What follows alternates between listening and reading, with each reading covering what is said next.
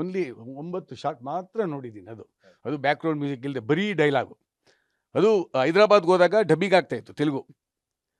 ಸರಿ ಟೈಮ್ ಇತ್ತು, ಸರ್ ಬಂದೋಗಿ ಅಂತಂದರು. ಅಲ್ಲಿ ಹೋದಾಗ 9 ಸೀನ್ ನೋಡಿದೆ, ಅದ್ಭುತವಾಗಿತ್ತು. ಅದು ಉಪೇಂದ್ರ ಸರ್ ಅವರ ಡೈಲಾಗ್ಗಳು, ಅವ್ರ ಆ್ಯಕ್ಷನ್ನು ನಿಮ್ಗೆ ಗೊತ್ತೇ ಇದೆ sir. It will be unique. ಅದ್ಭುತವಾಗಿತ್ತು ಅಷ್ಟೇ.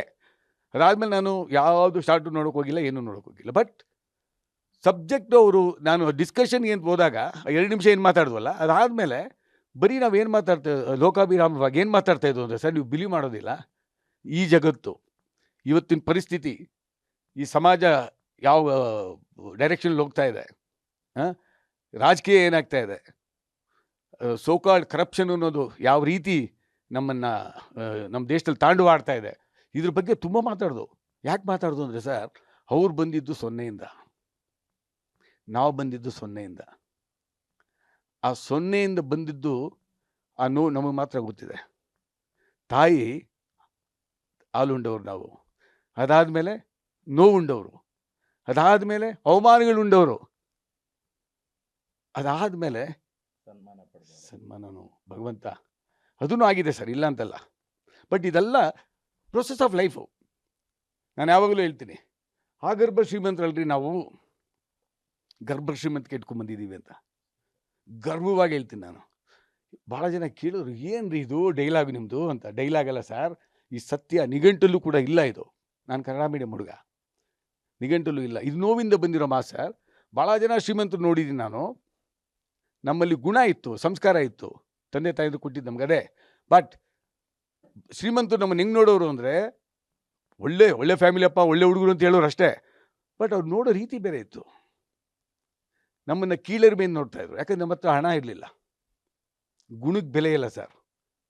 ಆಗಿನ ಕಾಲದಲ್ಲೇ ನಾನು ಹೇಳ್ತಾ ಇದ್ದೀನಿ. ಸೊ ಅವ್ರಿಗೂ ಅದೇ ಆಗಿದೆ. ಉಪೇಂದ್ರ ಜಿ ಕೂಡ ಈ also face lot of problem like this. ಸಿಕ್ಕಾಪಟ್ಟೆ ನೋವು ತಿಂದಿದ್ದಾರೆ, ಇಲ್ಲ ಅಂತಲ್ಲ.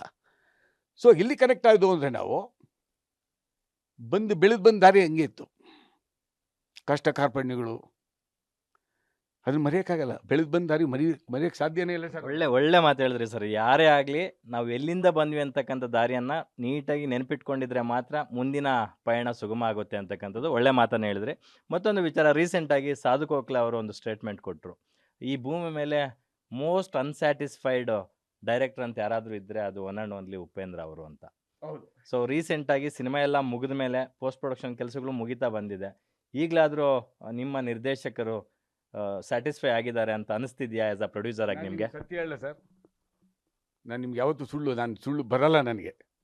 ಯಾವುದೋ ಒಳ್ಳೇದಕ್ಕೆ ಸುಳ್ಳು ಹೇಳಿರ್ತೀನಿ. ಒಳ್ಳೆ ಕೆಲಸ ಆಗಬೇಕು ಅಂತಂದ್ರೆ ಏನೋ ಅಪ್ಪಿ ಸರ್, ಇದನ್ನು ಒಳ್ಳೇದು ಸರ್ ಮಾಡಿಬಿಡಿ ಅಂತ. ಬಟ್ ನಾನು ಸುಳ್ಳು ಹೇಳಕ್ಕೆ ಬರಲ್ಲ. ನಿಜ ಹೇಳ, ಅವ್ರು ಸ್ಯಾಟಿಸ್ಫ್ಯಾಕ್ಷನ್ ಮಾಡಬೇಕಂದ್ರೆ ಅವರೇ ಮಾಡ್ಕೋಬೇಕಷ್ಟೇ, ಇಲ್ಲ ದೇವ್ರು ಮಾಡಬೇಕು. ಏನು ಸರ್, 24 ಗಂಟೆ ಟೈಮ್ ಕೆಲಸ ಮಾಡ್ತಾರೆ. ಅವರೇ ನಟನೆ, ಅವರೇ ಸ್ಟೋರಿ ಕತೆ ಬರೆಯೋದು, ಅವರೇ ಡೈಲಾಗ್ ಬರೆಯೋದು, ಅವರೇ ಕ್ಯಾಮ್ರಾ ಮುಂದೆ ನಿಂತ್ಕೊಂಡ್ಬಿಟ್ಟು ಶಾರ್ಟಿಂಗ್ ತೆಗೀರಿ ಅಂತ ಹೇಳಬೇಕು, ಕಾಸ್ಟ್ಯೂಮ್ ಅವರೇ ನೋಡಬೇಕು, DI ನೋಡಬೇಕು, ವಿಜುವಲ್ ಎಫೆಕ್ಟ್ಸು ಕರೆಕ್ಷನು ಪ್ರತಿಯೊಂದು ಅವರೇ ನೋಡಬೇಕು, RR ರೀರೆಕಾರ್ಡಿಂಗ್ ನೋಡಬೇಕು, ಸಾಂಗ್ಸು, ಅದಕ್ಕೆ ಸಾಹಿತ್ಯ ಹೆಂಗೆ ಬರೆದಿದ್ದಾರೆ, ಆಡೋದು ಹೆಂಗೆ, ಪ್ರತಿ ಒಂದು ಒನ್ ಮ್ಯಾನ್ ಶೋ ಸರ್ ಅವರು. ಇದು ಸಾಮಾನ್ಯ ಅಲ್ಲ ಸರ್, ಖಂಡಿತ ಇಲ್ಲ. ಇದು ದಶಾವತಾರ ಅಂತ ಹೇಳ್ತಾರೆ ನೋಡಿ, ಇವರು ವಿಶ್ವರೂಪ ಇದು ಉಪೇಂದ್ರ ಸರ್ದು. ಯಾಕಂದರೆ ಒಬ್ಬ ಮನುಷ್ಯ ನಟನೆ ಮಾಡಿಬಿಟ್ಟು ಆಯ್ತಪ್ಪ ನನ್ನ ಕೆಲಸ ಅಂತ ಹೋಗೋದು ಬೇರೆ, ಯಾವುದೇ ಹೀರೋಗಳಾಗಲಿ. ಬಟ್ ಇಷ್ಟು ಡಿಪಾರ್ಟ್ಮೆಂಟ್ ಹ್ಯಾಂಡ್ಲ್ ಮಾಡೋದು ಇದೆಯಲ್ಲ, very very difficult sir. But ಮಾಡಿದ್ದಾರೆ. ಏನು ಸರ್ ಇದು ವರ್ಕಾಲಿಕ್ ಸರ್ ಅವರು. ಅವ್ರಿಗೊಂದು ಹೆಸರಿಟ್ಟೆ ನಾನು ಮೊನ್ನೆ. ನೀವು ಒಂಥರ ಇದ್ದಿದ್ದಂಗೆ ಏನಂತೀರಿ, ಕೆಲಸದಲ್ಲಿ ರಾಕ್ಷಸ ಅಂತಂದೆ. ಅಂದರು, ಕೆಲಸ ಮಾಡೋದ್ರಲ್ಲಿ ರಾಕ್ಷಸ ಸರ್ ನೀವು, ನಿಮ್ಮ ಹತ್ರ ಕಲಿಬೇಕು. ಬಟ್ ವೆರಿ ಡೆಡಿಕೇಟೆಡ್ ಸಾಹೇಬ್ರೆ, ವೆರಿ ಡೆಡಿಕೇಟೆಡ್. ಅವ್ರಿಗೆ ಸಿನಿಮಾ ಮೊನ್ನೆ ಅಣ್ಣ ಮನೋಹರ್ ನಾಯ್ಡು ಅವ್ರ ಹತ್ರ ನೈಟ್ ಫೋನ್ ಮಾಡಿಬಿಟ್ಟು ಒಂದು ಮಾತು ಹೇಳಿದ್ರು. ಜೈಪುರಿಂದ ಫೋನ್ ಮಾಡಿದರು, ಒಂದು ಮಾತು ಹೇಳಿದ್ರು, ಮನೋಹರ್ ಸರ್, ನೀವು ಲಕ್ಷಾಂತರ ಜನಕ್ಕೆ ಸಂಗೀತ ಕ್ಷೇತ್ರದಲ್ಲಿ ಲಹರಿ ಸಂಸ್ಥೆ ಆಸರೆ ಆಗಿದೆ. ಈ ಸಿನಿಮಾಯಿಂದ ಇನ್ನೂ ಲಕ್ಷಾಂತರ ಜನಕ್ಕೆ ನೀವು ನಿರ್ಮಾಣ ಮಾಡಿ ಇನ್ನೂ ಲಕ್ಷಾಂತರ ಜನಕ್ಕೆ ಒಳ್ಳೇದಾಗಲಿ ಸರ್ ಅಂತ ಹೇಳಿದ್ರು. ಯಾವ ನಿರ್ದೇಶಕರು ಹೇಳ್ತಾರೆ ಸರ್? ಗ್ಯಾರಂಟಿ ನ್ಯೂಸ್, ಸುದ್ದಿ ಖಚಿತ, ನ್ಯಾಯ ನಿಶ್ಚಿತ.